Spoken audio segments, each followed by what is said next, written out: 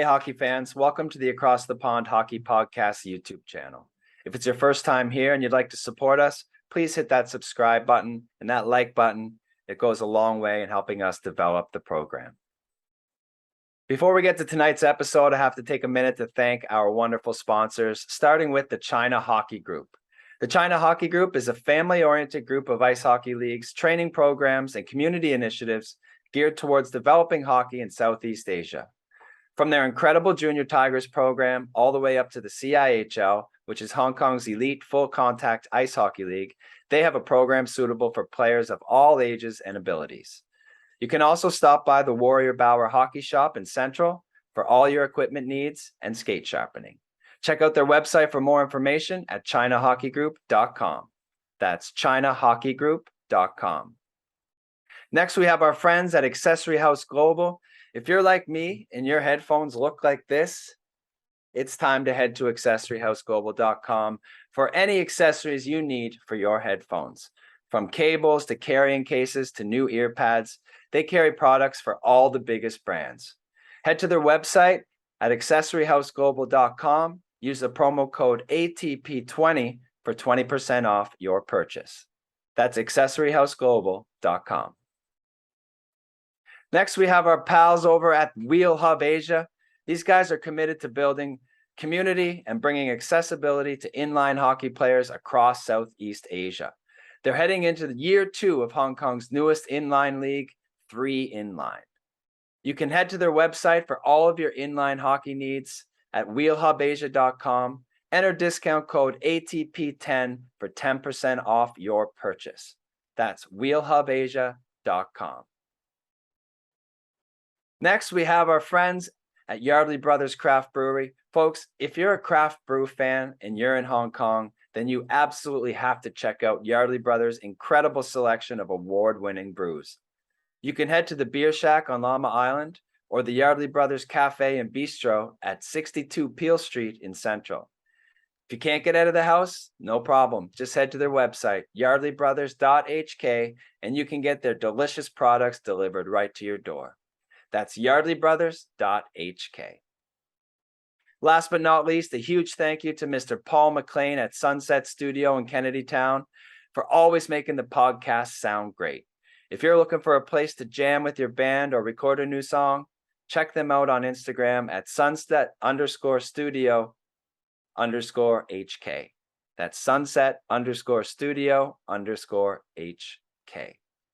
Folks, the websites and description will be in the description. All the discount codes will be there for you. Please check them out and support our wonderful sponsors. Hey, hockey fans, welcome to Across the Pond, Hong Kong's first and only hockey podcast. I'm your host, Chris Ivany, and my guest today was born and raised in beautiful Malaysia. He's the founder and head coach of Gary Tan Ice Hockey Academy, which is Malaysia and Southeast Asia's first and only hockey academy. During his 15 years of coaching, he's traveled to Canada, the US, Singapore, Thailand, Indonesia, and even here to Hong Kong. Most importantly, he started the very first hockey programs in both Malaysia and Indonesia. Please welcome to Across the Pond Hockey Talks, Mr. Gary Tan. How are you, Gary? Hi, Chris. Thanks for having me on. You're very welcome. I'm so excited to talk to you, and I'm really excited to have you on as my first video podcast guest. So this is really exciting. I feel honored. I feel honored. I'm super excited to be here because it's been a while since I've talked about hockey. Being locked down, like right now in Malaysia, we're going under a full lockdown from the 1st of June for 2 weeks. So yeah, everything's been shut down here. It's certainly been a crazy couple of years over here, hasn't it? And everywhere else in the world. How about the playoffs though? You're getting lots of time to watch hockey these days. Yeah, definitely. I mean, it's a bit tough with a baby now. I got an 8-month-old baby, but I do my best to watch all the games. Thank you. Yeah. So I do my best to watch as many games as I can. Mm-hmm. I'm a big Penguins fan, so they're out right now. So I've kind of jumped ship, and I'm trying to follow the Leafs or Vegas. So those are my 2 teams right now. All right. Well, best of luck with the Leafs. Did you see what obviously I'm a Habs fan. I know. I saw that. I knew. Game It was a 7, good game, buddy. though. Game 7's coming. It's gonna be Oh, yeah, it's it's gonna gonna be be good. great. It's a good game. Honestly speaking, I think Montreal has a heads up right now. So They've got a chance. They've got a chance. Yeah. I think Toronto they have to beat the ghosts of Toronto past. Yeah. Yeah. And that guy in goal, that guy. Yeah, he's pretty good, eh? All right, Gary, let's get right into this. Let's take me back to your childhood. I know you were born in Malaysia. Tell me a little bit about your childhood and your family.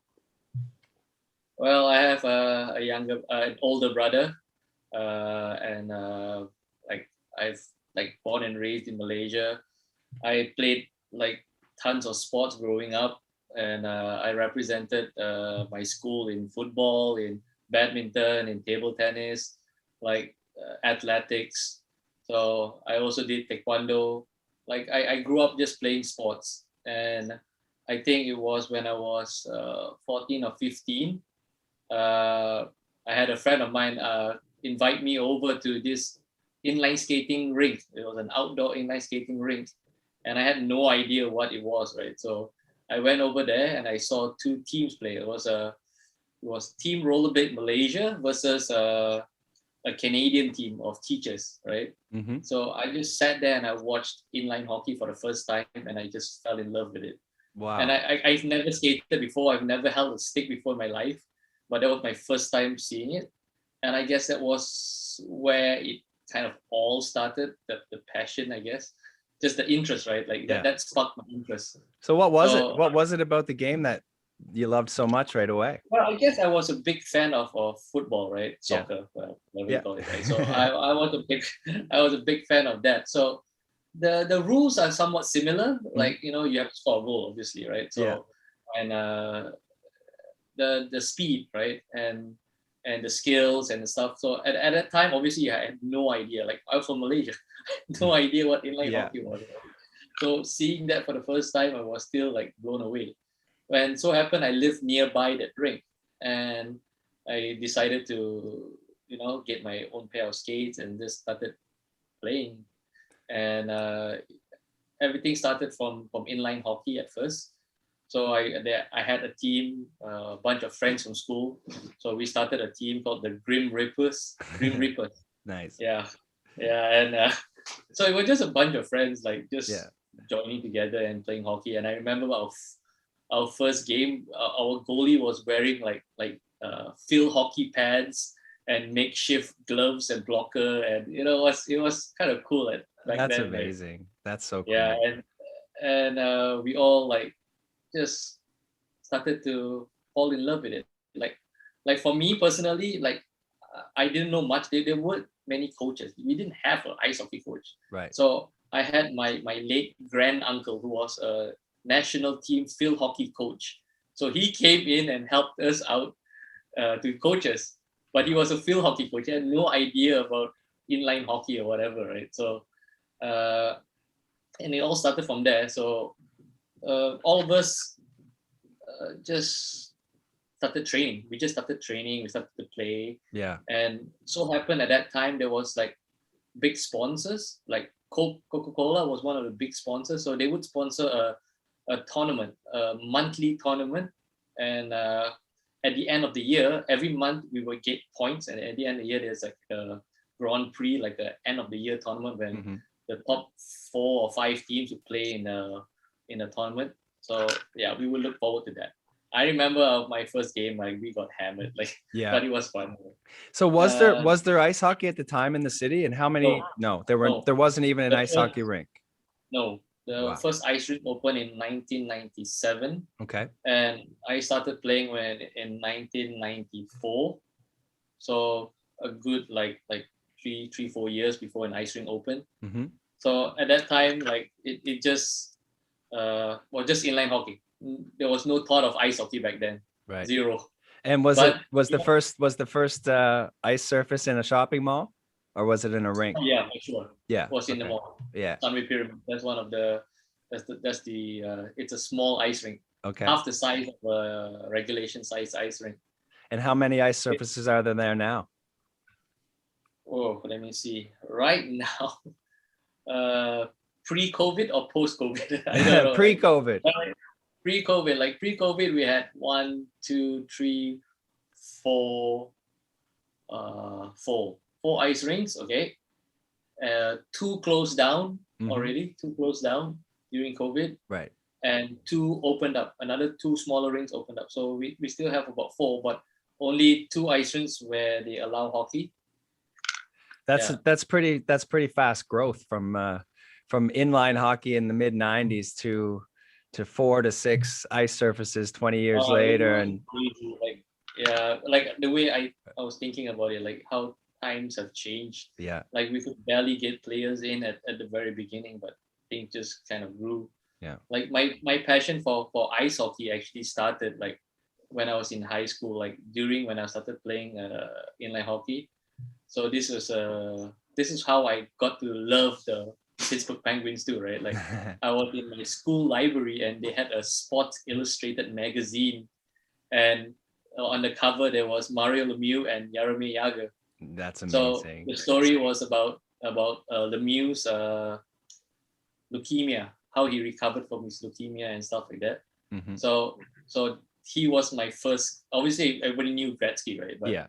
Lemieux was my hero growing up. Like I idolized Lemieux, and I just started to read up on ice hockey, and it all started from there. And right now, my luck is Sidney Crosby. Like I'm a huge Crosby fan, right? So That's awesome. And so happened Crosby plays for the Penguins, and he stayed with Lemieux, and it all gelled up. And yeah, you kind of said quickly there. You said you obviously knew who Gretzky was. Yes. Like that. How did you obviously know who Gretzky was being in Asia? Like how did that happen? That's a good question. Video games. Ah. Yeah, I'm not even joking. Video games. Wow. Video game. NHL, whatever, 97 or I don't know what. I can't remember. Like it was just video games, right? Right. Like I would learn certain things. Like so I would see someone in the game. So in the games back then, there were intros to hockey plays. Like they were when you put the disc in, they'll play like a intro video for the game. Highlights. And then you see highlights. Like yeah. So I would see like Gretzky or Brett Hull take a one-timer or slap shot, or you see Joe Sakic, or and I would slow down that part and I would play it back just to see how they would do it, just to learn. So that's how I would learn certain things. Like honestly speaking, most of the things that I've learned when I started was just common sense. Really? Just figured it out myself. And you didn't have a coach back then. Like so at that time when you were just getting introduced to the game, obviously you probably weren't able to watch hockey on TV. Oh, not at all. No. There were no hockey. Like yeah. Just we were lucky enough to get like highlight videos like once in a blue moon. But I was very lucky. Like back then, cable TV started to come in. Yeah. Right? And I had a friend who worked at the cable TV. It was really by pure luck, right? So he was in charge of recording and just looking at tapes of different channels, right? And he would get Sports Center, right? He would get Sports Center. Okay. So he would record all the hockey highlights, or sometimes there were games, and he would share the VHS tape with me. He was a VHS tape. Wow. Yeah. So he would share that with me, or I would go over, like I would sneak into the studio and I would sit down and watch all the hockey. So that was how it all started. Like it's crazy to think about right now. Yeah. But yeah. Well, it's really cool, man. So you start ice skating, you play your first hockey when you're 18 years old. Is that correct? I think I was on that 19. So the first year I didn't have enough money actually. So when the ice rink opened, I didn't have enough money to play. So my first time actually on the ice, I used everything, my head to toe, except for my glove and my stick from inline hockey. So I would borrow everything from my friend. So my skates, my helmet, everything I used to borrow my friend's stuff, right? So I never had my own gear until like later on, like much later on, right? Right. But because at that time I couldn't afford it, so I actually would work. Like I would I would help out to put, because we didn't have safety nets, right? So we would help to put on safety nets. I would put on the safety nets and I'll take down the safety nets so that I wouldn't have to pay for the ice time. So that was my kind of like Wow. thing to pay back. Like, That's so yeah. cool, man. The things that people like, some of the challenges and some of the things that other people have had to go through to learn the game or to even see what the game is like or to learn what it's about. It's mind blowing to me because being from Canada, I mean, everything was right in front of our face our whole lives. So we could, we had outdoor rinks, we could skate on the ponds and, winter.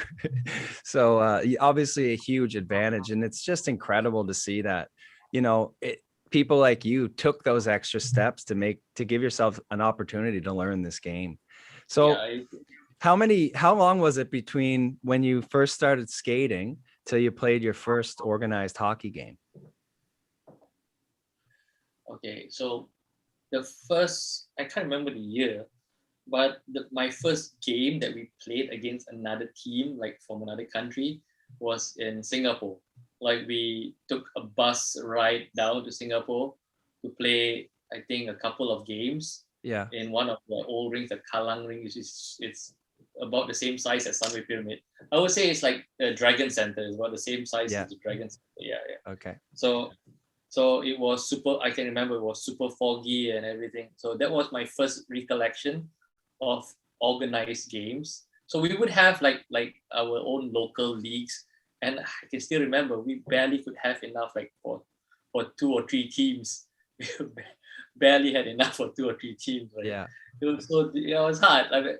And it all started from just players just skating and just trying to learn the game, right? So everybody, most of them were students back then. I was a student, and we had a couple of senior guys. When did coaching become something that you thought maybe you would be interested in trying?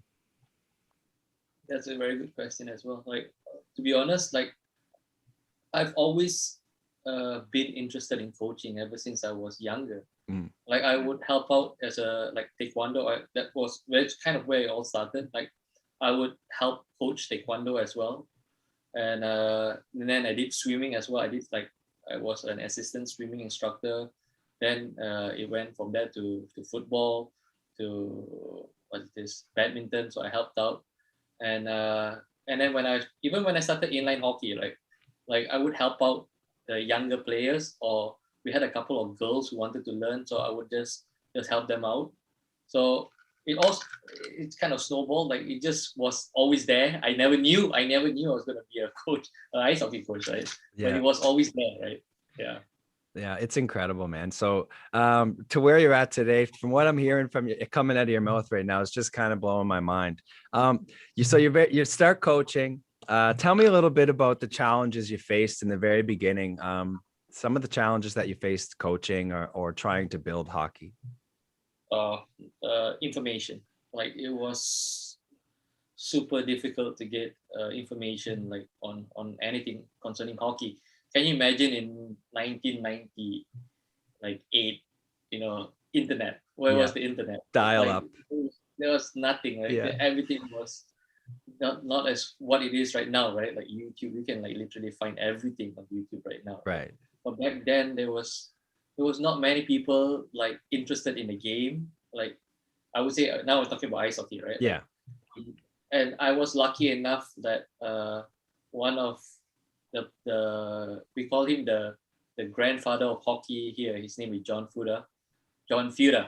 Okay, so John was a headmaster at Sunway College.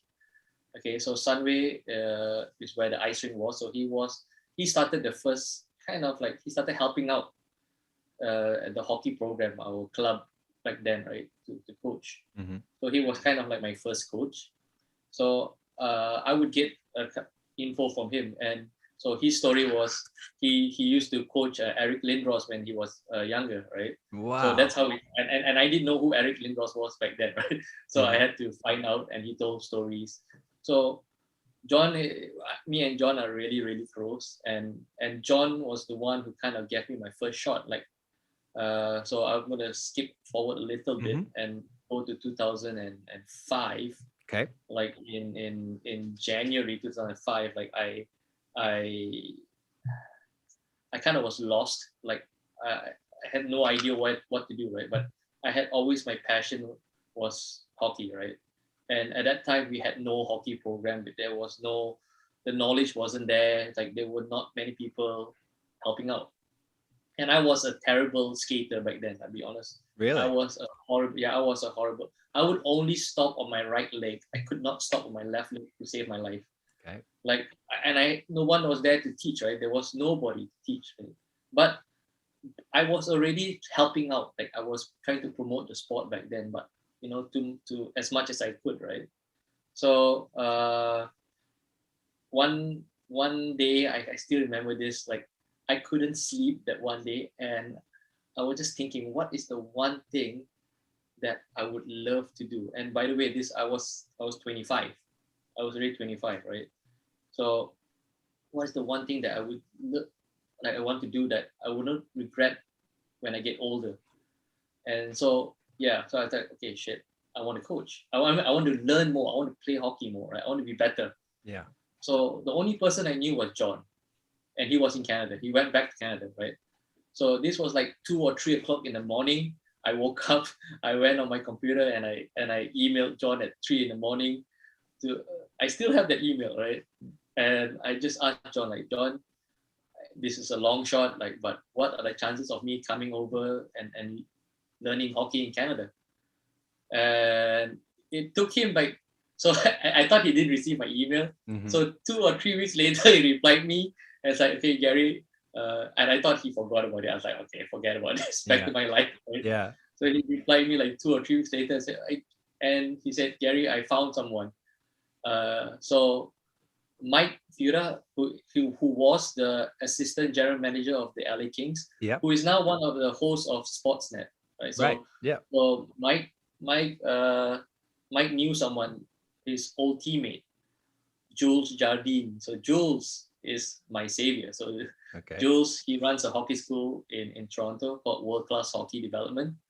So so John spoke to Mike. Mike spoke to Jules, and it all started from there. Everything snowballed, right? And I had no idea about all of this, right?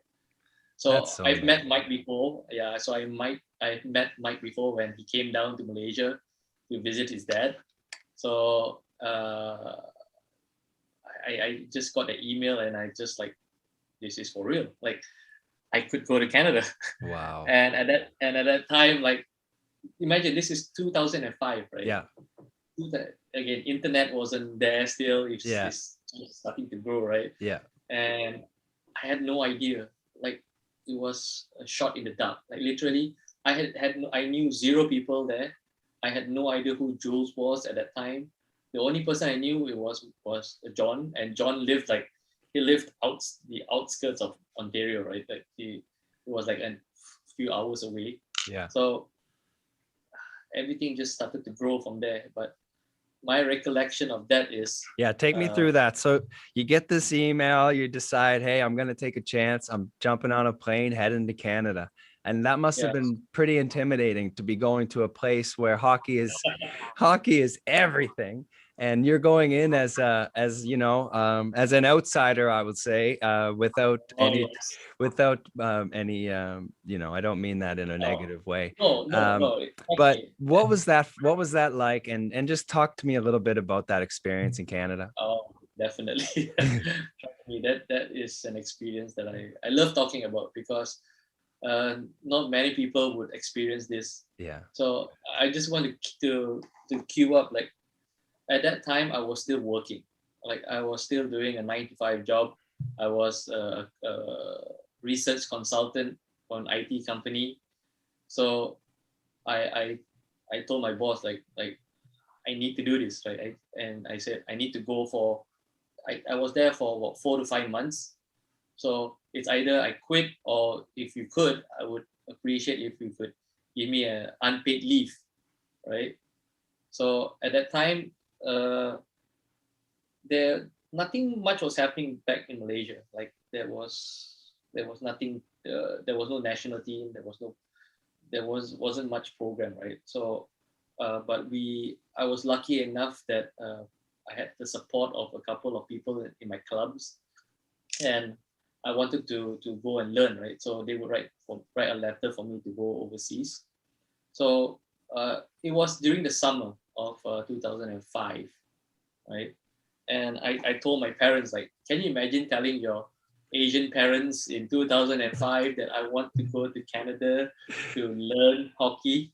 I can't even imagine. It is, yeah, it's crazy. So yeah, what was the reaction? They think I was crazy. Yeah. They think I was crazy. Yeah.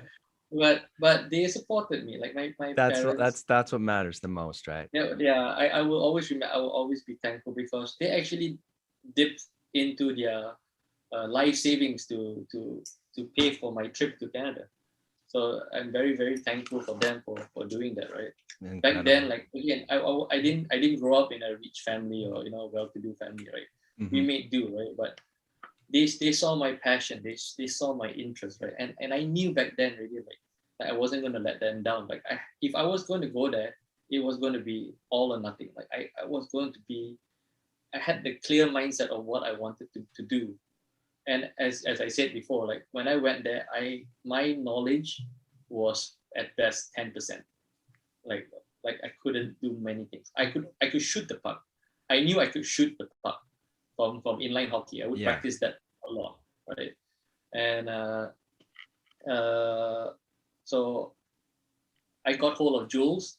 I emailed him. I spoke to him. I said, okay, Jules, like, I would love to learn from you, right? And he was gracious enough to allow me to come, and he didn't charge me anything. He let me stay at his place for a few days until I found another place outside. Mm-hmm. So and I stayed by myself. That was the first time I was staying by myself in an attic, like in the attic, like yeah. And I still remember, yeah, I had a small room in an attic. Oh my god! And yeah, I had this tiny table with a small closet and a tiny bed. Yeah. But yeah, and so, and I was lucky that Jules hooked me up with the training program, right? Mm-hmm. So I remember 2005. I think it was in June 2005. Like, I arrived in Toronto, so it was my first time there, right? Like, I had no idea who Jules was. I just saw a picture of him. Yeah. And yeah, he picked me up, and we went back to his place, and yeah, so that was my first time in Canada. And as you know, like, everywhere, like, you see billboards of the Leafs and stuff like that. And I was like, whoa, it's like, shit, I'm in Canada. I can't believe it, right? And it was so mind-blowing, right? Yeah. And it's like, okay, Gary. So I got to know Jules, like, throughout my the stay. Yeah. And now he's one of my best friends. Yeah. And a father figure also, right? That's incredible. So he took me under his wing. Yeah. But he said, Gary, like, this is like, he told me, Gary, go to sleep early, wake up in the morning, first day of camp, like the next day. Jet lag and everything. I was like super excited. Yeah. I was like, okay, let's go.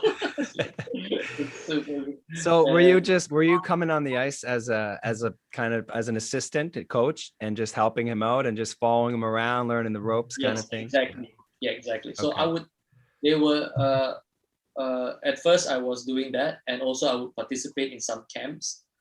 So I would be a player in the camp. Right. So when I was there, I would always join the 10 to 12-year-old kids only. Right.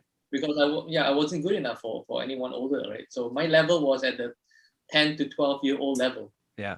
At that time, and the young kids would help me out as well when I was there.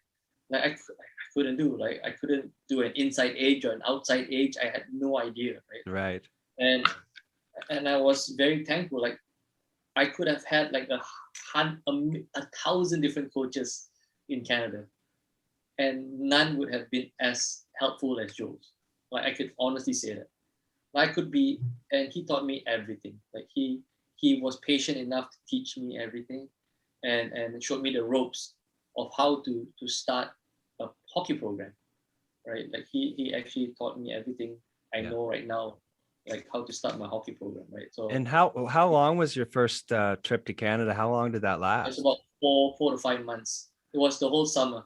And it So it must have was, been I think, what, a steep learning oh, curve. every day. I was skating every day. On weekends, I would rollerblade around town. I would go downtown and I would rollerblade. I would rollerblade everywhere. I would have my skates in my bag and I would skate. So I was on my skates every day for 4 to 5 months. Wow. And that's kind of how it all kind of grew, right? So Hmm. I remember before I left, people were teaching me how to stop, like to skate. Yeah. And when I came back, I was teaching the whole of Malaysia how to skate. So that was kind of a cool thing. But the thing, when I went over there, I went over with one goal, Yeah. and that was to be better at what I did and to learn as much as I could. And I met some incredible coaches Mhm. who helped me out. Like they were so helpful.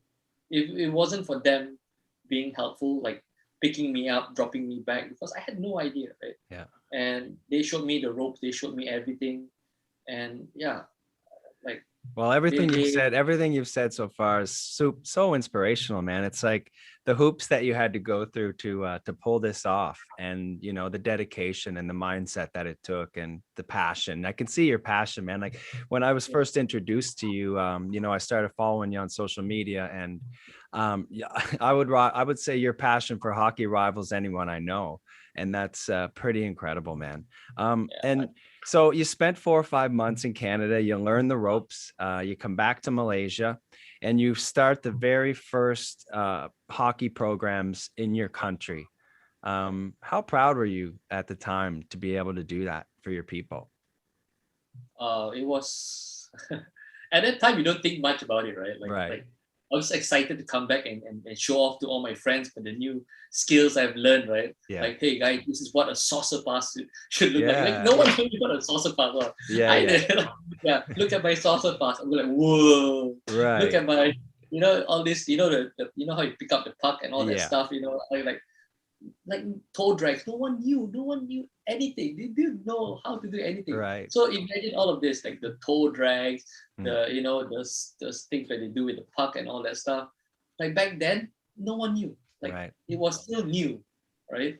And I would come back and I would show them all the skills that I learned, the age control drills. So I was very firm on power skating, right? So that's what that was what was Fundamentals. taught. Yes. Yeah. And at that time, no one knew what inside age or outside age stuff were, right?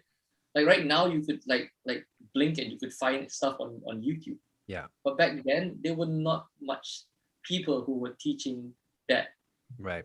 I would say in Asia. Like no one knew back then, right? Yeah. Well, yeah. Well, So that was certainly at a point where hockey was just starting to take off in some of the hot spots in Asia, like Japan and Korea, maybe northern China. And it seemed to trickle down slowly into Southeast Asia. And yeah, at that time in 2005, you start hockey. And did you imagine that 2 years later you would have a national hockey team in your oh no, country? never. So a- as I mentioned, it all snowballed, right? It came with an idea at that time, like why don't we start a national team?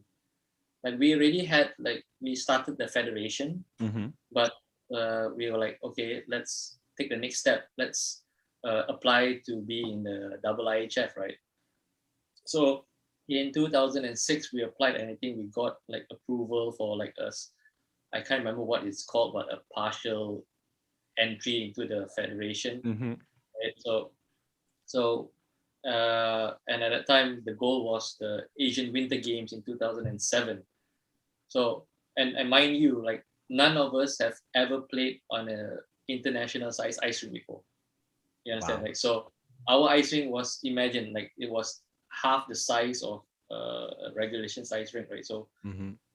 most of them, I mean, except for myself because I went to Canada, right? So most of them have never played on a full size ice rink, and we went over to China to play. And another thing, we were not used to full contact. We've never played full contact before. That was our first time playing full contact, right? So as I mentioned to you before, our first game was against Hong Kong, which is quite ironic. I can remember the final score. I think it was like 5-2 or 5-3. I remember it was a good game. You won your very first hockey game. Yeah, it was, and I was so like, it was exciting. I was lucky enough to be the captain. Right. So I was the first flag bearer for Malaysia in a winter sport. So that was cool. Wow, like carrying the flag. Yeah, that's so cool. That is really, really cool. I don't think that.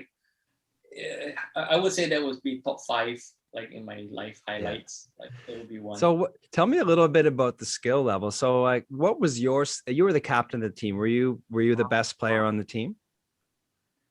I would say at that time, like I was probably one of the better players because I went to Canada. Right? Of course. I learned a lot of stuff over there, and my skill level was a little bit higher, right? But we had some good players back then already. Where did the good players come from, and how did they get good so fast? From inline hockey. Actually, most of the good players were from inline hockey. Yeah. So most of the players from inline hockey joined ice hockey. So that's kind of how it all started. Mm-hmm. And we were lucky enough that we had a guy. He's a Malaysian guy who lived in Switzerland. So I kind of got to know him like way before. And I contacted him and I said, hey, would you like to play for Malaysia? So he came back and he kind of brought a bit more like knowledge of hockey. Mm-hmm. He was a defenseman. So his name is Jamil. So he came down and he helped us out for a couple of years until they changed the ruling in the IIHF that you need to live in Malaysia, or there was a couple of rule changes back then, and he wasn't allowed to play anymore, right? Right. So I remember our first blowout was against South Korea. Oh. That was South Korean. It was like, and they were really nice. It was, I think the final score was like 15-1. But they were really nice. They let us score that one goal. They actually let us score. But also that was the first time I saw snow, because I went to Canada during summer, right? That's right. So most of us never had seen snow before or skated outdoors. So that was the first time most of us have seen snow or skated outdoors. So yeah, there were tons of cool experiences back then. Well, let's keep going. I want to hear some more stories. I mean, we have a lot to go through in the next little while here, but from that point on in 2007, you get your first chance to, play in an international tournament. You won your first game. You head back to Malaysia after that experience. And what's next? And how excited were the people and the people you were playing with? How excited were you guys to go back and just be motivated to improve your skills and be like, we can do this? Like, what was next? So the next thing was development. So that was always my goal, to grow the sport in Malaysia, always. Till now, it's still the same. It's never changed, to grow the sport in Malaysia. Mm-hmm. So I wanted to promote the sport, to find new players, to grow the game. So we would always do open days and open skates, or get people to join in, start the hockey school. So we started the hockey school for beginners and all. So everything was just for that, for it to grow, because most of our players were older players. So we were all 25 and 30 years old. Literally my first game, I was 27 when I represented Malaysia for the first time. So I'm pretty old already, right? Yeah. So in the hockey world. Yeah, it's terribly old, but I knew where I was. I wasn't delusional, right? I knew that I couldn't play for a long time, but I could coach for a long time. Yeah. So I just started to grow the sport, to promote the sport, right? Yeah. And the IIHF was very helpful during the early years.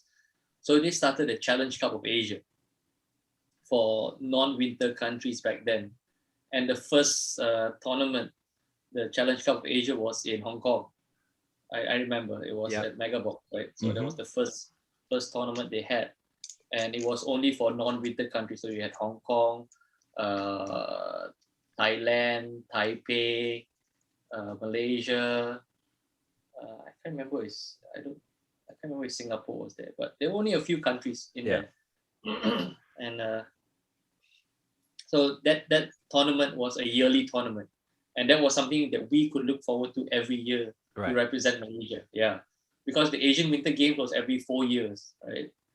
Yeah, so it was the Asian Winter Games every 4 years. Right. So the Challenge Cup of Asia was our, we look forward to tournament, and we would train for that, right, every year. Mm-hmm. And the national team just slowly grew from there, and we were lucky enough that we met some great people like in the IIHF to help us out, to push us in the right direction with coaching.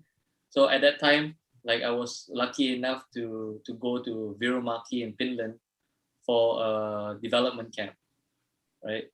So that was the first time Malaysia participated in a development camp. So again, it was my first time going to Europe and to Finland, right?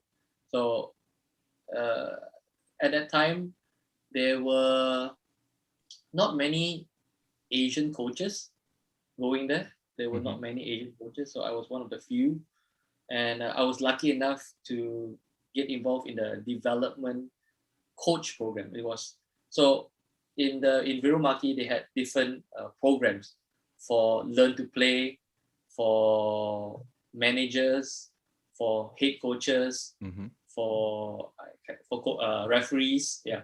So and to be involved in as a head coach actually is pretty difficult.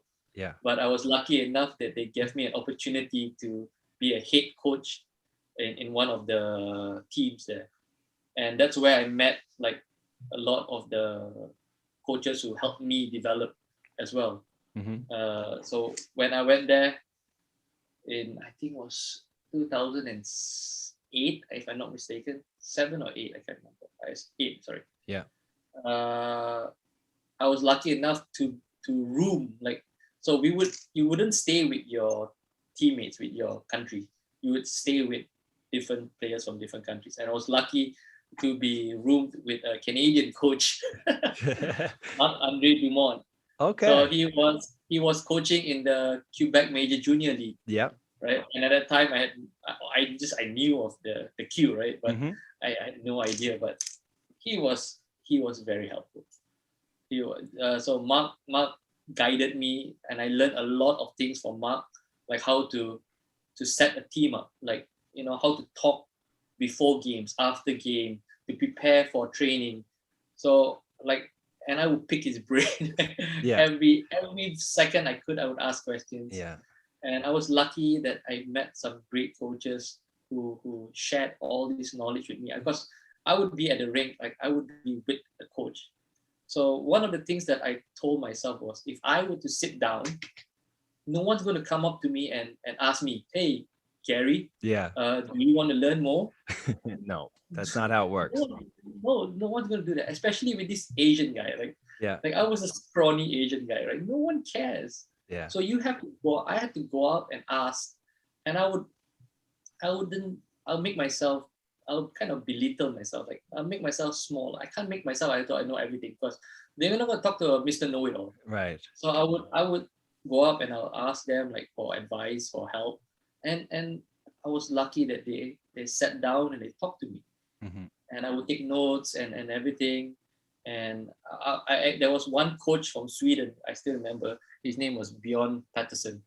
So I met Bjorn a couple of times, and I think it was a few years later when I went back for the camp. Like he did a private session for me. He sat me down and he had a one-on-one coaching session with me, and that blew my mind. Like it opened my eyes to so many things. Yeah. Like just stuff like that. People in the hockey world are so supportive, and I know you're telling me a lot of the good things and a lot of the good stories that that you've been through, but there must have been some very difficult ones. Can you talk to me a little bit about, some of the things you might have faced as an Asian man heading into hockey, and tell me a few of those challenges that you faced? Oh God, too many. Too many. To be really honest, there's too many like occasions where I had that when I was in Canada. Like it's sad to say that, but it's true. Of course. So I would go. I would fast forward to 2010 when I went back to Canada, and I took part in Hockey Canada's coaching program. It was a level 1 coaching program, Mm-hmm. right? And I still remember this today. I still remind myself of this till today. And Jules, already my coach, he kind of gave me the hints up. He go like, Gary, this is going to be how you say, it's going to be interesting for you because everyone there eat shit sleeps hockey, right? But to them, I'm nothing, right? Because I'll probably be the only Asian, which I was like the only Asian guy there. And there are not many Asian coaches back then as well. That's the truth. Yeah. There were, Joe said that in 2005, like, and 2010, there were probably a handful of Asian coaches, handful, easily. And so this was the first day of the course, right? And obviously I was already coaching. Like I was already coaching with Jules in his camps. Yeah. So I was very familiar with his program and the skills and I have been coaching for 5 years already, right? Like nonstop, right? Yeah. So my knowledge was pretty much there already. So when I got into the course and I sat down, I sat by myself at the back, and I remember they started to pick groups, right?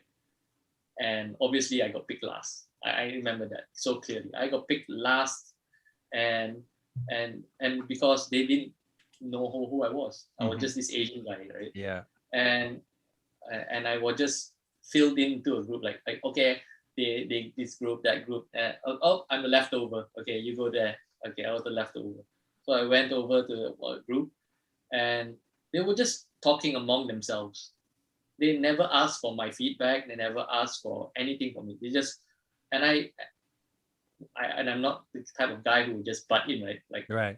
I would just sit there and I'll listen. They never once turned and looked at me and say, "Hey, what do you think about this? What do you think about that?" Nothing.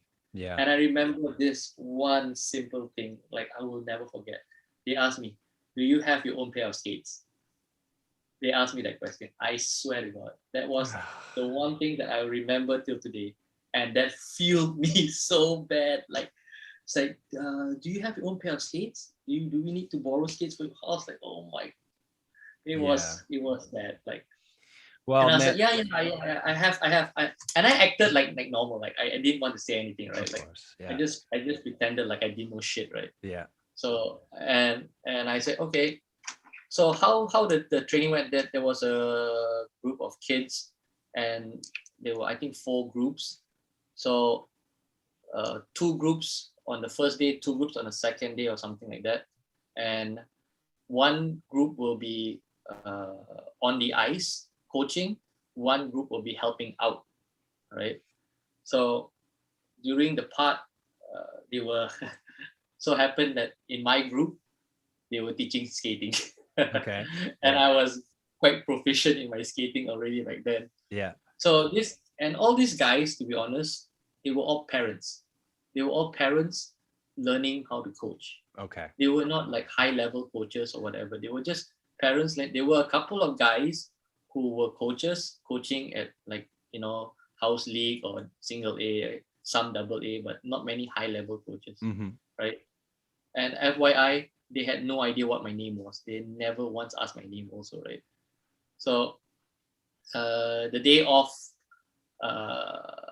they went through the whole program for the on ice, and they didn't ask for my input on what should they do or what can I do or whatever. They said, okay, let's do whatever. Okay. So guess what? I did whatever. So I did exactly what we would do during our camps. And none of the coaches could show the drill. So I would do like inside edge, touching the ice, or outside edge, and I'll do all these power skating stuff. They had no idea of anything, right? And after I did all that, they questioned me. It's like, oh, where did you learn all of this? After that, all of a sudden, all of a sudden, they're like, wow. They're like, oh, okay, this guy kind of knew how to skate. Yeah. I said, where did you learn all this? Oh, I'm working for World Class Hockey. What? World Class Hockey? You know Jules? Yeah, I've been working with him for the summer.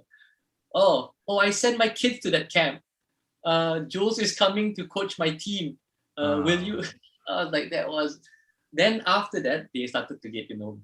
Yeah. after that. Like, so that was my first Well, that's recollection. terrible, man, that you had to go through that. I mean, but that being said, I mean, the fact that you were able to just kind of push through, laugh it off, kind of show them, by doing, like, hey guys, I got this. I know what I'm doing here. Good on you, man. That's incredible. So honestly, when you come back to Malaysia now for after 2010, you got a program going. Did you start to focus on kids at that point and their development, knowing that obviously I'm assuming that you learned when you were in Canada that you got to start at the bottom, Oh yeah, with for sure. kids and the main thing, and you even said it yourself, power skating, the fundamentals, things like that. Was that where you turned your focus, and what happened? Tell me about the growth from 2010 on. Oh yeah. So when I got back again, like I again, the sole focus was just development, right? So Yeah. I, I would run a camp, like a power skating camp or shooting and scoring camp. Like I would just do that every year, right? And it doesn't matter if the same thing over and over again, right? But the kids just needed to learn the fundamentals.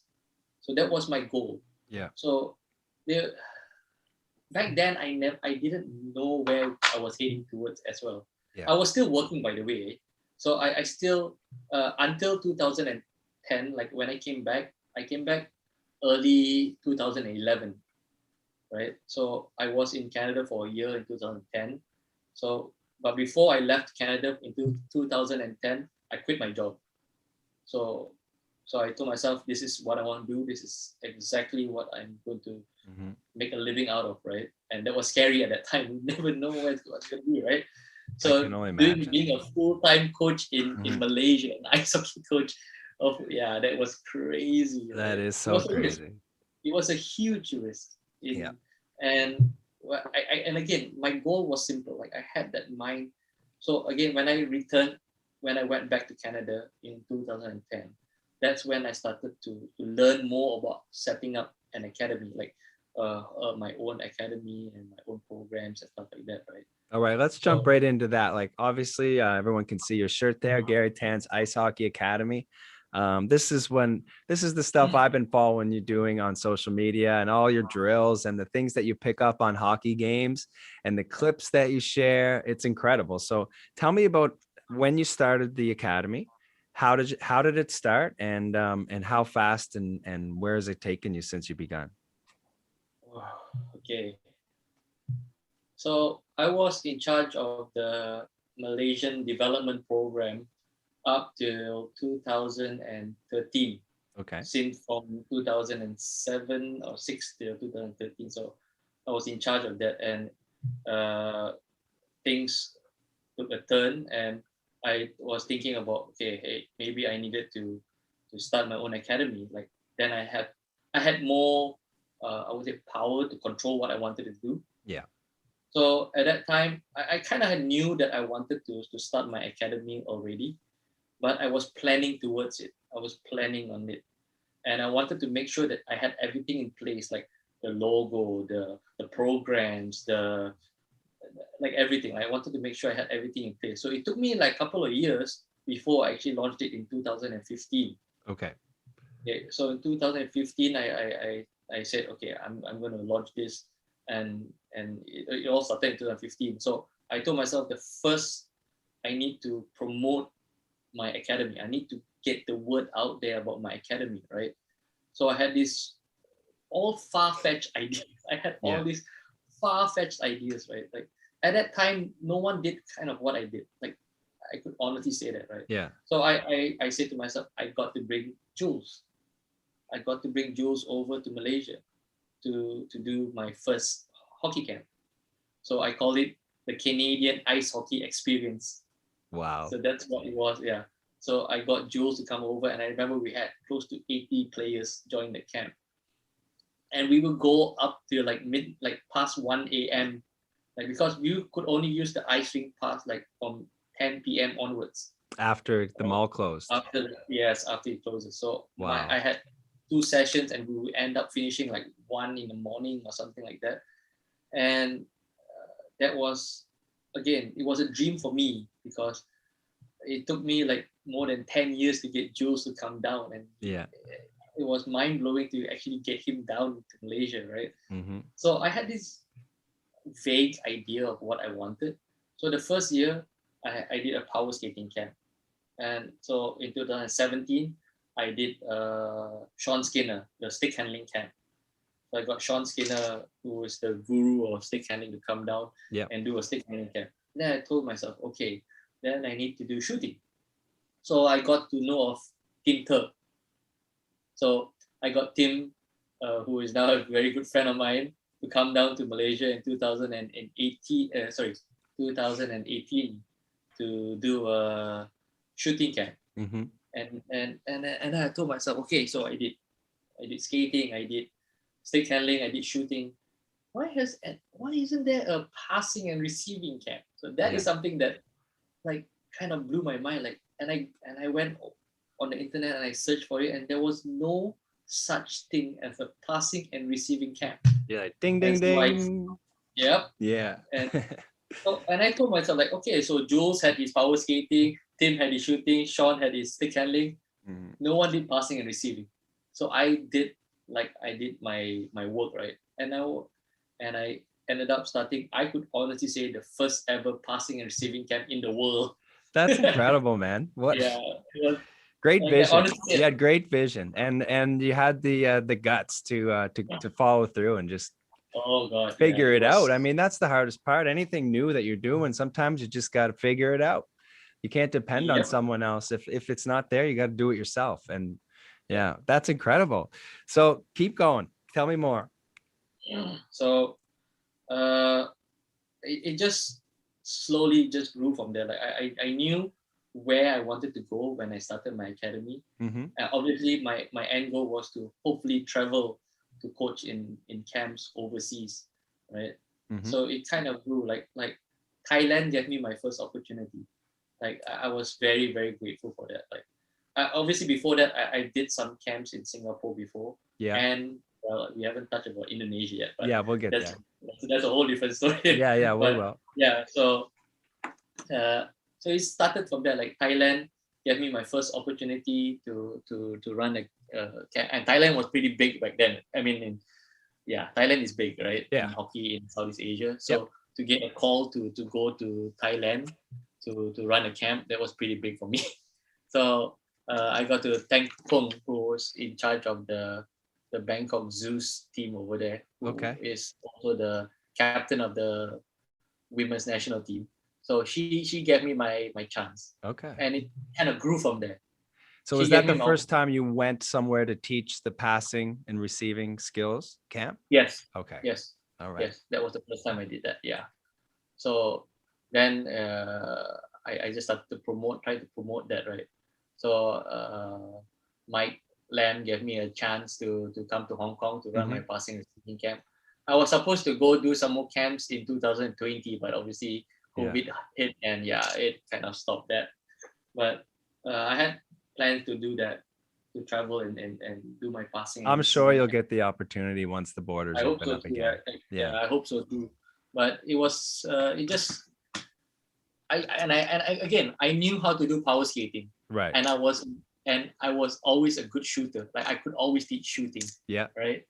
So my goal was to learn everything. And this is something my coach Jules told me when I first started with him in 2005. And to learn everything, to be good at everything, right? But be a master of some. So, the jack of all trades, master of none. Yeah. Yeah. So mine is jack of all trades, master of some. I like that. So, So I've been a master of some of the skills. So I'm not the greatest at stick handling, but obviously I know how to teach it. Yeah. But I am good at my passing, receiving, and shooting. And I just learned to develop that, right? Mm-hmm. And I was and while still being a student of the game, like I watched. So my homework was to watch hockey every night before I sleep. So I will watch highlights of hockey games, and I've watched every single Pittsburgh Penguins game that Sidney Crosby has played in. since he started in 2006, or I can't remember, 5 or 6. Yeah. So I've watched every game he's played in. That's incredible. It's So I've funny. never missed. It's funny you just mentioned being a student of the game. I was actually chatting with my dad this morning and thanking him for teaching me to be a student of the game, because I think that's the most important part of it's a game. Number one, it's a game. You got to know, you have to know that right from the beginning, and you have to know that there's going to be so many positives that you can take out of it, and there's going to be a lot of negatives. But if you continue to just learn and be a student and watch, there's so many life lessons, and there's so many things in that world that you can learn and that you can bring out to the world around you. And yeah, I'm so glad that you mentioned that, because that's the most important part. And being a student of the game is like it's actually a passion. Like you have to be passionate about it. There's no two ways around it. You must be passionate about the thing that you're doing. Right? If you don't have that, then it's not going to take you anywhere. Like you can like the sport. Like I know many players will like the sport, but they're not students of the game. They're not passionate about it. They don't want to learn. Like, and I don't know where it stemmed from. Like I just wanted to learn more. I wanted to know more. And I knew when at an early age that when I started to do this, like I wanted to be the best that I could be. I wasn't going to go halfway, because my parents sacrificed a lot for me. So I knew that I cannot let them down. Like I had to go all out. I can't mess this up, right? And again, being an Asian guy, coaching hockey, it's not easy, right? Like and it took a lot of suffering and pains to get where I am. And it, like I have to thank the support that I got from my friends, my family, who gave me the push, the motivation, right? Of course. Yeah. So it's so touching, man, to hear that. And like what we talk about being a student of the game, of the other side of that is like being a fanboy and just someone who just cheers for a team. And, I love this team. Like I'm a Habs fan, but I'm a hockey fan number one. I don't care if the Habs win Game 7. I hope they do, but if they don't, I just want to see a good hockey game, things like that. So those messages are the messages that are so important for you to spread in your camps and in your programs. And it seems like, you're on top of that, and that's really impressive. Thanks. It's difficult. I mean, like it's, like most of them, like hockey is still like, it's not their number one sport. Like they're just starting to learn. Obviously, like the kids that I started to develop at a much younger age, like they grew that passion, and that's where they became really good. Like we had some really good players here in Malaysia as well, right? And those players are the ones that got really passionate about the sport. Like, and I still remember when I started with the players who are representing Malaysia right now. I started with them in 2011, or before that, and right now they are representing the country, right? And back then I never knew they were going to get to that level. All I knew was I had to focus on the development. And right now, and one of the highlights of my I think was in 2018 or 19, I can't remember what year was it, that Malaysia won all the championships, like in the IHF, like the U20, the men's, the women, like in that one year. And I remember I coached all of them. I literally coached like 100% of all the players back then. And to see just to see them accomplish that was very like overwhelming, I would say, because I can imagine. It was, and I wasn't coaching the team. I coached them since they started, right? Like they had their own head coaches. So even though you're not coaching the team anymore, you're certainly developing all the players that are, filling up the rosters. And where does Malaysia stand now when they go to competitions against other Southeast Asian teams, and even against some of the bigger ones like Korea or China? How would you fare against those teams nowadays? Korea, Japan, China, not even close. Not even close. Yeah. But I mean closer. How close is it? again, the issue, I mean, like, if you want to go a bit more technical, Yeah. is we don't have a full team. Right. You get my point. We don't have a full team. Like, it's that the hardest part is we don't have a full team, right? Like we probably have like a couple of good players. Yeah. Like I'm for sure, like if we have a few players who could play with them, that's easily, that we could definitely do that, right? Yeah. And each country has that. Each Southeast Asian country, like they have that, right? We have a few players who could play at a high level, but we don't have a full team of Right. players at that level who could compete with them, right? So that's where the difference is, right? And most countries, so most countries have that, and where we stand right now against them, not even close right now. In terms of Southeast Asia, top 3, depending. It all depends. Like it's very close. Like depends on which age group, whether it's men's or women. Right. So another thing that I'm pretty happy about is the women's program. Like I started the women's program here in Malaysia. Yeah. I can't remember when was it, in 2014 or something. Mm-hmm. And it grew. I remember we barely had a handful of girls. Right now, we can actually start a league with girls. Like we have like 4 teams. Like so, it has grown a lot. Like and a lot of people has played their part. Like I'm not the only one. Like I'm just a coach, right? But everyone had to play their part. Right. So I'm just one part of it. Yeah. So you didn't only build hockey in Malaysia. You've also built hockey in Indonesia. Somehow, amongst all these other things that you're doing, how did you take that on? Tell me a little bit about that experience about coaching in Indonesia. Okay, let me just. Go ahead. It's incredible. You not only started hockey in one country, you started hockey in 2 countries. So.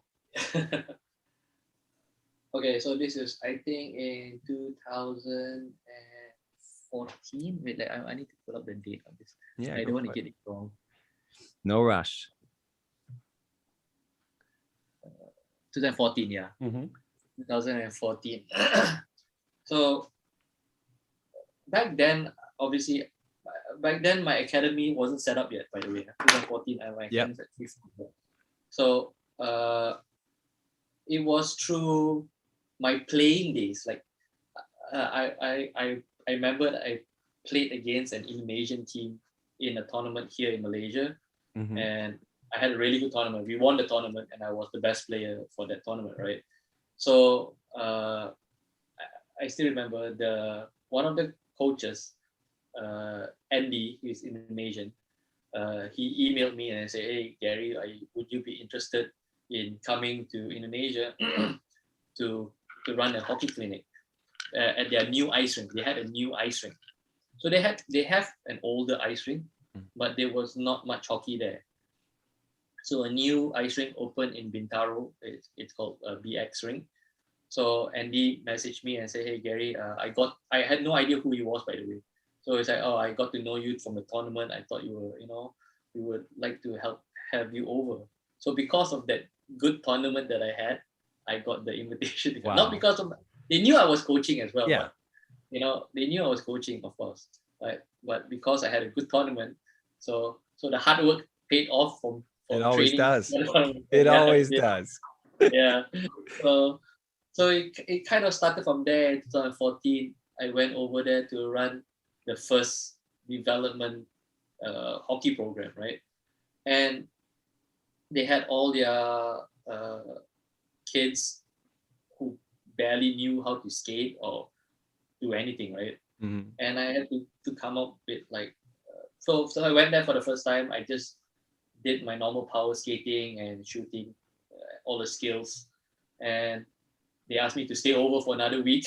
So it kind of grew from 1 week to 2 weeks to 3 weeks. So I ended up staying there from 1 week to 2 weeks to 3 weeks. Yeah. So I started to teach the coaches as well. So I went over for 2 things: to learn to play, and also learn to coach. So I did 2 things, and I also taught them how to sharpen skates. So they didn't know how to sharpen skates. So I went over there to teach them how to sharpen skates as well. So that was yeah. So and I also got them to get in touch with the IIHF. So I kind of like wanted them to follow the same process that I went through, right? And it just slowly grew, right? And in 2016, they contacted me. I mean, like I still went there yearly. I went there quite often to run a camp. And they're like, okay, we got our national team. Would you like to be the head coach? I'll be like, great. Wow. So I would love to, right? That Yeah, was of course. a great opportunity, right? Mhm. To coach a national team for the first time. What And did your Malaysian friends think about that? to be honest, like back then, like it was interesting because I was not very I totally like left all, like I didn't want to get involved in the hockey scene in Malaysia. Just like coaching. I didn't want to get involved with national teams or all that, right? So my sole focus was to build my academy. Yeah. To build my academy. So but for my friends and family that I close with, it was pretty interesting. It was a unique opportunity back then. Yeah. So this was my schedule back then, and this is the truth. You can check my passport. Like I would every wait, was it Wednesday morning, I would take a flight to Indonesia, and I would arrive in the evening, and I'll start coaching at night, right, on Wednesday, and I would coach all the way till Saturday morning. I have one class Saturday morning in Indonesia, and I will fly back Saturday afternoon. And I was doing that for a few years. Wow. And I would travel back and forth because I had my hockey program on Sunday night and Tuesday that I couldn't miss. That was my program, so I had to do double work, right? So I didn't want to lose my program in Malaysia while I would still continue. And the people in Indonesia were so supportive of that. I was lucky they actually allowed me to fly back and forth every week, right? Yeah. So I was like, okay, and it was tiring. It was very tiring. How long did you stay involved with the hockey program in Indonesia? Until 2018.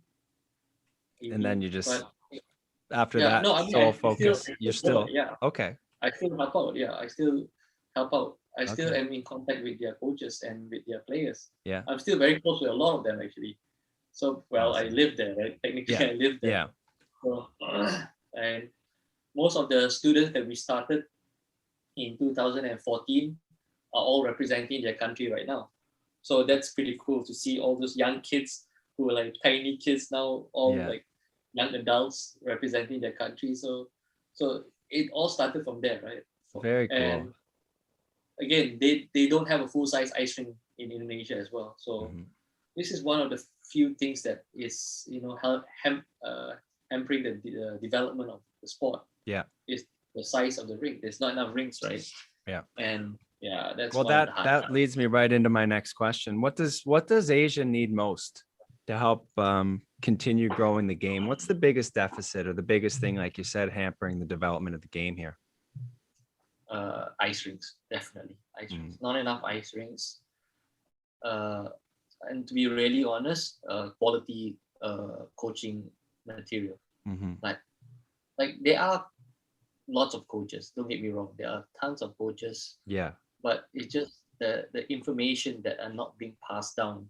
So most of the information that are being passed down are of the 1970s, like the old time hockey, right? Yeah. There's old knowledge out there, and the game has evolved so much since then, right? You of course some things are the same, right? But there are a lot of things that have changed since then, right? Like stick technology, you know what I mean? Of course, yeah. Like in terms of like the speed, the size of the player, like all of these things, everything's changing. You don't see much. Okay, and this is like purely my own, and people can obviously question me about this. Yeah, right? yeah. Like I would say like the one thing, and this is something that I learned from Tim Turk as well. So if you notice back then, you would see a lot of players shoot off one leg. Mm-hmm. They would go on one leg and then shoot off, right? But in the past few years, I would say, I don't know how, 4 years, 3-4 years, right? You will see more and more players shoot off their strong foot. That means if I'm a right-hander, I shoot off my left leg, not on one foot, with 2 legs on the ice. So the more, you won't see many single leg shots, the Phil Kessel one-legged. You don't see that. Obviously, it's still there. It's not gone. It's just, you don't see it as much as they are back in the day. Right. You see more what we call the stride shots. This is just an example, right? Right. And obviously the game has changed so much. Yeah. Like the speed, the skating skills and all of this. Like the size, last time you need to be like huge to be able to play. Now you got a player like Cole Caulfield, who's like, what, he's tiny and he's like, so, the game has changed. So the coaching style has to change as well. Absolutely. It cannot be the same, right? Everything evolves, right? And so this is the thing. Sorry. Sorry, you keep going. No, so that's something that I learned to adapt. Okay. To change. Yeah. And who are some of the inspirational coaches that you look to now? People that inspire you to adapt and change? Like in the NHL or like anyone? Doesn't have to be NHL. Well, obviously my coach Jules definitely was one of the biggest influences in my life. Like without him, I keep on saying this. If it's not for him, I would not be sitting here talking to you. Okay. Like easily. Okay. He was the biggest influence in my life. Yeah. Like, and then over the years, I got to know like Sean Skinner and Tim Turk. So, and obviously Mark Andre, who helped me out when I was in Canada. And so like he was Mark, who I met at the IIHF camp. He was gracious enough to let me stay with him for a few weeks and be a fly on the wall and join his Quebec Major Junior team. Wow. I would go for all the practices, the team talks, watch all the games. I would be a fly on the wall. I'll be in the dressing room when they had their talks, and I would just listen and learn how they ran a major junior team. Yeah. And that was incredible. Like I had no idea the things that they had to do. So I was lucky that I all these people, they were gracious enough to help me, to guide me. And to be where I am right now, it's all these people. Right. Like I am where I am right now from the help that I've gotten from all these coaches, and they just, guided me. And I always wanted to be my own person. Like I didn't want to copy, Yeah. Like I needed to be my own person. Right. And that's why I started to do everything like a little bit different, That's awesome, man. And I wanted to mention before I let you go, you took part in the Global Skills Showcase, a program where you were involved with maybe the top 20 coaches in the world. I mean, an opportunity of a lifetime. Can you tell me a little bit about that? Oh, scary. Yeah. It was. I'll be honest with you. I was scared out of my mind. No, it was just a shot in the dark. It was last year. It literally was a shot in the dark. Like, no, it was actually no. Sorry, last year was this year. Yeah. It was this year. Like, I saw an email. So I subscribed to the coach's site, and they sent an email to ask all the coaches who would like to apply for this global skill showcase. And I just, out of the whim, I just sent in my application. And I just said, hey, I did this is my background, and I want to talk about passing and receiving. All right. And I got a reply. So the guy replied me as like, hi Gary, like we would like to interview you, to find out more about what you want to talk about. And so it just kind of snowballed. So at first it was the top 10 coaches, but the response was pretty good. So they added on, they wanted to do more, right? Yeah. So, and they mentioned to me at that time that there were not many, they don't have much material on passing and receiving on their site. They had tons of NHL coaches talking about forechecks and back checks and power plays and PKs, but they were not fundamental drills on their side. So I was one of the few who gave them that this subject, and they were like, oh, okay, let's run with this.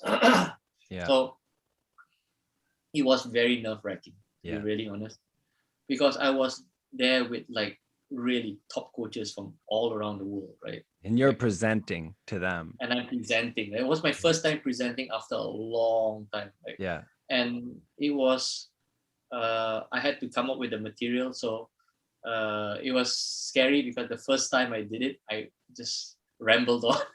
And it was too long, right? The thing was too long. And we had to re-record it because, I just spoke too long about what I wanted to do, right? So, and all I can remember from that was this was a great opportunity. Like, I could not have asked for more. Like, this was a good, I would say, pat on the back, like to tell me that I've done something. Like, of course, that I've accomplished something, right? Like, because usually this is probably the only time that you will get some kind of recognition. Right? Of like, course, hey, there are actually people who recognize what I'm doing. And to hear the feedback that I've got throughout the seminar was pretty cool. To get coaches to reply me. And obviously with that, there are good and bad, right? There's obviously people who disagree with certain things that I talk about during my seminar, right? And I don't disagree with anyone. Right. There's different mindsets, right? So, and as I mentioned, the sport has grew. It has changed, right?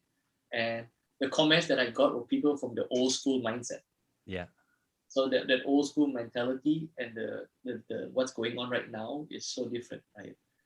So it's very interesting to see that there's still that old school mentality. And things have changed. And as you can see from some of my Instagram, like the things that I post up, right? Like these are the things, the comments that I got. Like I'm trying to debunk it, like trying to prove that like what you're saying is not true right now. It might be last time during the 80s and 90s, where hitting was so big and you got to crush somebody and stuff like that, right? Like things have changed so much. And everybody tends to be still thinking about back then, right?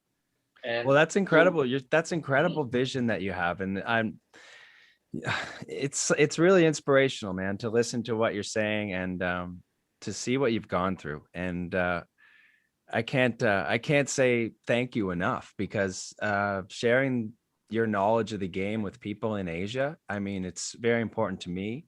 I think it's really important to the entire hockey world that we have people like you out here doing everything you can to improve the game without trying to make it about yourself. I mean, you're obviously passionate about the game because of what it's given you and the opportunities that it's given you. So where's the game taking you next, Gary? What's next for you? What's next?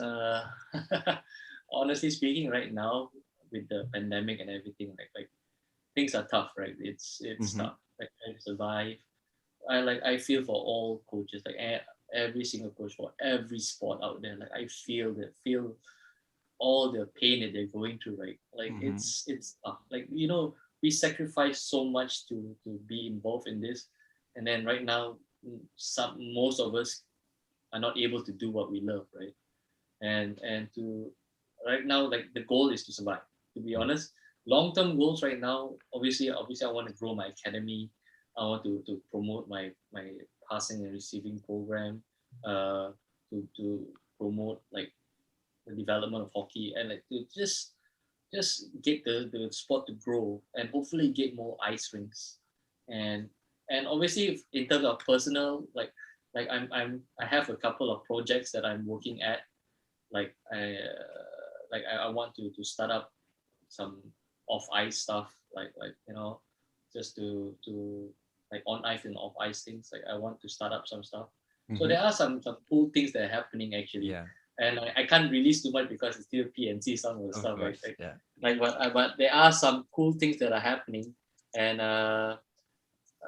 I would think like probably by next year when things kind of ease up a little bit, when things start to get back to normal, hopefully, that I will start to launch some of the projects that I have with some of the people that I'm working with.